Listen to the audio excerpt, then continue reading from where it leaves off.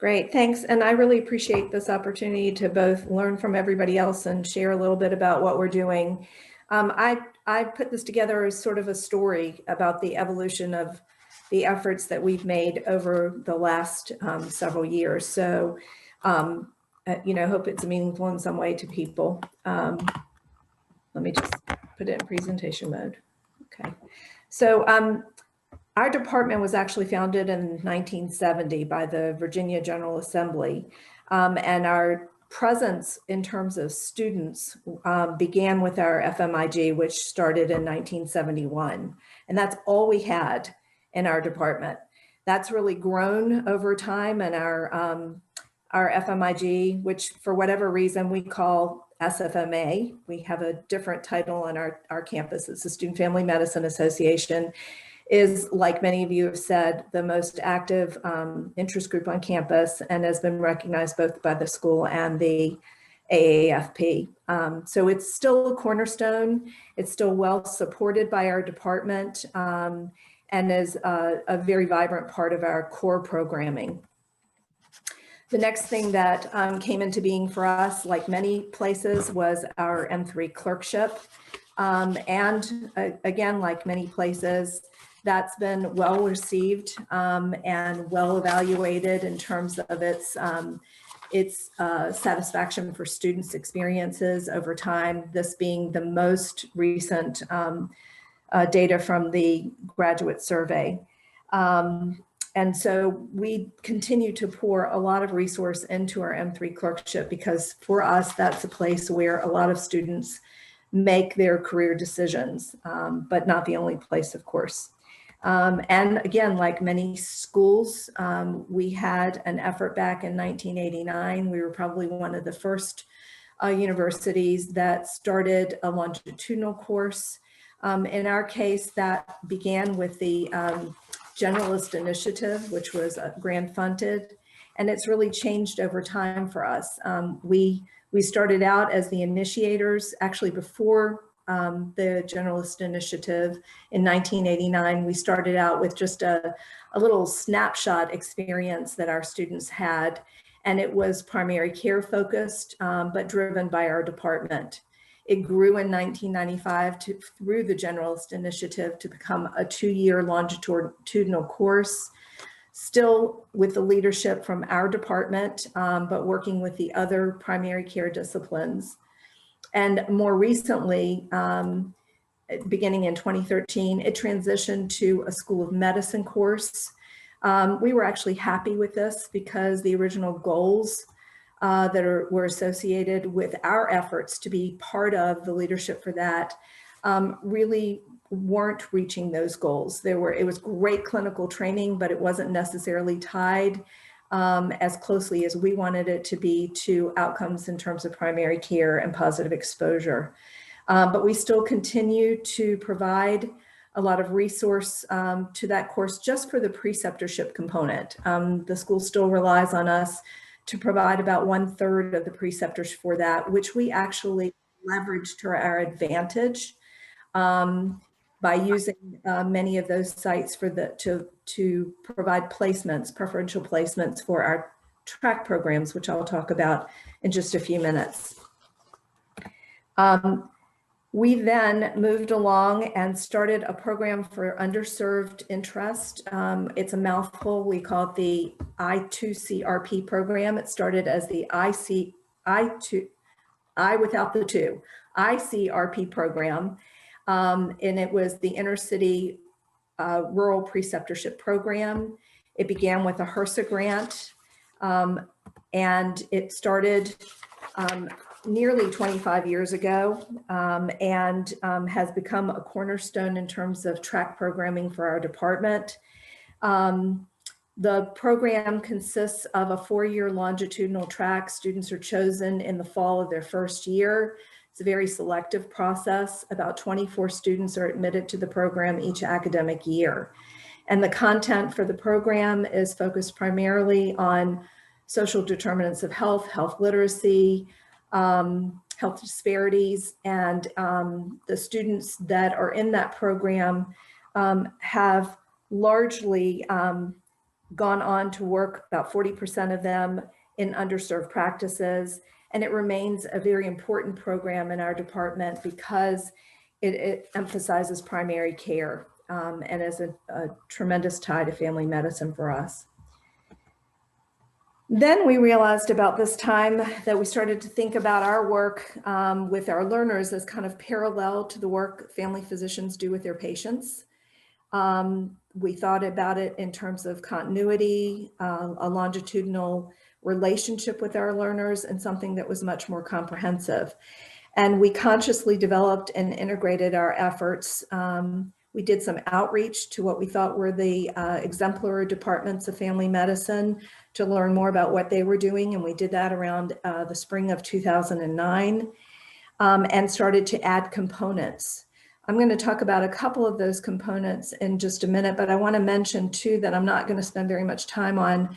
And that's the idea of the summer research piece, which we offer as paid research opportunity to our students now to track students specifically between the first and the second year to expose our students to what family medicine researchers do and have them have the opportunity to hop on to existing programs, receive some mentorship and some experience and a little bit of money.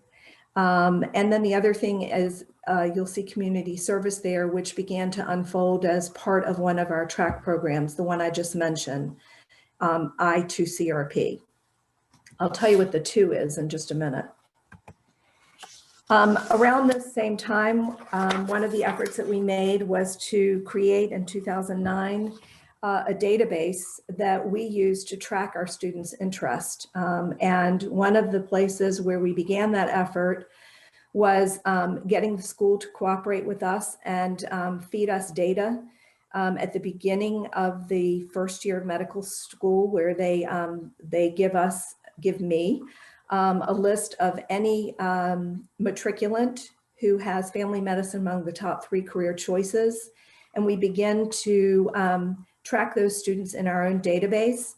And then we also have marks for other interests like our FMIG, if they became members of the AAFP nationally, or on our planning board for our SFMA group. Whether or not they've been in either of our track programs, and we track their advising. And we use this database to track that interest all the way through. We can pick up people along the path, and we can use this for some shared advising that we do with our students. We created something called the FM Connect effort in our department, which is different than our FMIG. A little bit similar to some of the things that Dr. Boltry described. It does involve some programming, but this is driven by our faculty in the interest of our students. Some of those things include the same programs that you mentioned, having to do with getting ready for your ARIS application, learning more about family medicine, residency programs, panels with residents, learning about what program directors are looking for in a family medicine applicant. We also use this as a listserv where we provide information to this self-selected group.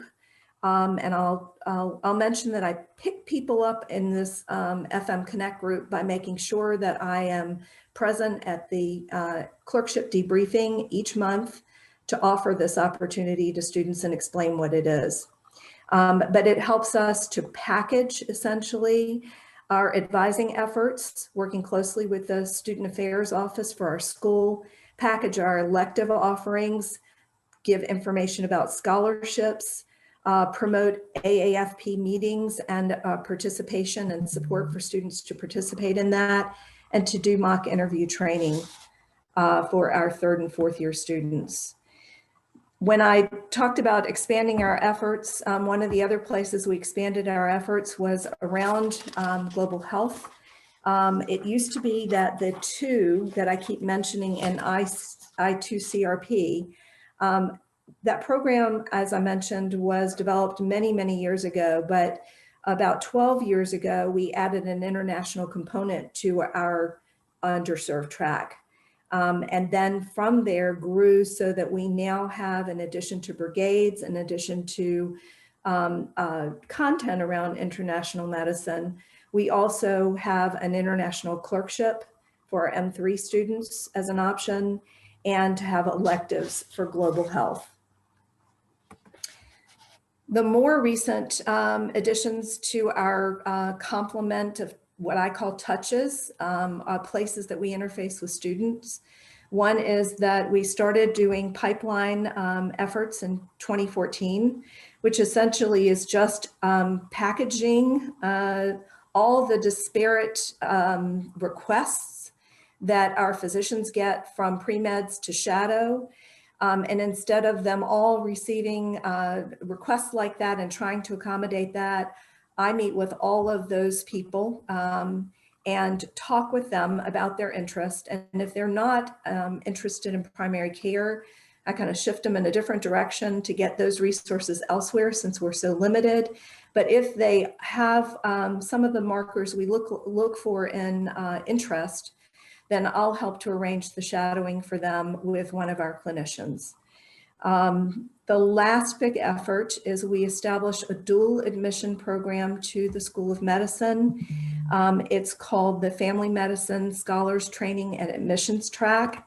It's the newest addition to what we're doing, where we work with the admissions office, which we have historically had a great relationship with. And I should back up for just a minute and say that this program came from an original ask what our former dean had of us to consider a 3-year track. We were not interested in doing that alone. We didn't think that that really communicated the message we wanted to communicate to students, and instead said that if the school went on to offer an accelerated program, we would participate in that. And instead, we were asked to see if the other primary care departments were interested in developing a program with us. They were not. We were secretly delighted. And we created this family medicine admissions track. We launched the program in 2012 with the first cohort having graduated in 2016. And now we're recruiting the 2025 cohort. The program itself is designed to select 10 students for the program each academic year. It's a 4-year longitudinal connection and opportunity. The program involves mentorship and building a community of peers. And by that, I don't mean just the 10 in the cohort, but there's deliberate interaction across the years. We think that's really important for this program and has proven to be one of the most valuable parts of the program. They have a one-to-one mentorship with family physicians that lasts for the duration and often beyond those 4 years. Anecdotally, I think that it's raised the visibility of family medicine in our school. And some of our most current efforts are to, we already have programmatic touches with this particular cohort of students. We have 2 retreats a year that include a sort of comprehensive experience to delve into whatever theme we're looking at for that particular year. And then we have seminars. Everything is active, learning oriented, no lectures. Our students, for instance, this Thursday have their seminar. They've been divided into teams of 5 and have explored all the different practice models in family medicine by meeting with real family physicians in free clinics, DPC practices, concierge practices, health system affiliated practices, and they're coming together to present all that information to each other this Thursday evening. So that's the kind of activities that we do. They're all very involved. You have a personal stake in them and opportunities for reflection. The newest piece of that, we've actually been working on it for a couple of years now, is we're building an endowed scholarship fund with the cooperation of our school for these folks. And our situation is that over the last 5 years of graduating these scholars, over 75% of them have matched into family medicine residency programs. So we are really looking at this as an ongoing effort that extends even beyond that to our alumni. We make very good use of those continued relationships. We use that database I mentioned for Alumni Relations as well. Our alumni are resources to our students, and we are very deliberate about that. We're very fortunate that several of the people that we've graduated have become core faculty, community faculty, mentors, and resources for our FMIG and donors. So this is just to show a little bit of the trajectory for us over the course of the years and over the last decade. This is what our match trend looks like.